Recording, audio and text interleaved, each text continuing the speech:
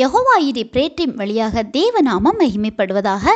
உங்களையும் வெல்கம் பண்ணுறேன். பிரியமானவர்களே, நமது இந்த உலக வாழ்க்கையில் நம்ம எவ்வளவு அனுபவங்களை பெற்றாலும் கற்றுக்கொண்டாலும் தேவனுடைய பார்வையில் அவர் வழியாக பெற வேண்டிய சில வளர்ச்சிகளை பெற்றால்தான் அது ஆசீர்வாதம்.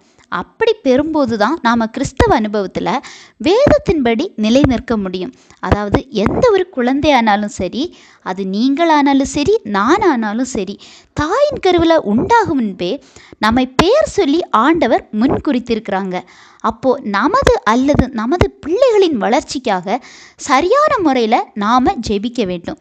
இதை வேதத்தின்படி சில விஷயங்களை பார்க்கலாம்.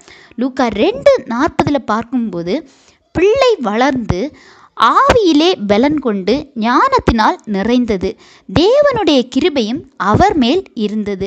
இதில் யாரை பற்றி சொல்லப்பட்டதுன்னு பார்க்கும்போது இயேசுவானவரை பற்றி சொல்லப்பட்டுள்ளது.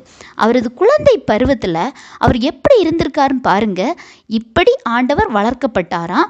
அதன் பிறகு 12வது வயதிலேயே பண்டிகை நாட்களில் அவர் காணாமல் போன போது, அதாவது அவர் தாய் தந்தையர் கூட போகிறாங்க, அப்போ காணாமல் போகிறாங்க. 3 நாளைக்கு பின்பு அவங்க தேடி கண்டுபிடிக்கும்போது ஆண்டவர் தேவாலயத்தில் போதகர் நடுவில் ஏசப்பா இருந்து பேசுகிறத பார்த்து அவரது புத்தியை பார்த்து பிரமித்தார்கள் அப்படின்னு பார்க்குறோம்.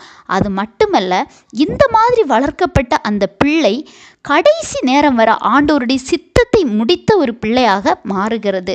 அப்போ பிரியமானவர்களே, நமது வாழ்க்கையில் நம்ம என்ன எதிர்பார்க்குறோன்னா, ஆண்டவரின் சித்தப்படி வாழணும் அப்படின்னு உள்ள ஒரு ஏக்கத்தில் தான் நாம் வாழுறோம். அந்த டைமில் இதே மாதிரி இந்த வசனத்தை சொல்லி ஜெபிக்கும்போது நமது வாழ்க்கையிலையும் நிறைய மாற்றங்களை நாம் பெற முடியும். புரியுதா? இந்த வசனத்தின்படி நாம் சரியாக கற்றுக்கொள்ள வேண்டும். அதாவது சரீர பிரகாரமாக வளர வேண்டும், ஆவியில் பலனடைய வேண்டும், ஞானத்தில் நிறைய வேண்டும், அதே நேரம் தேவ கிருபையும் நம்ம மேலே வேண்டும். இப்படி நமக்காக, நம்ம பிள்ளைகளுக்காக நாம் ஜெபிக்க வேண்டும்.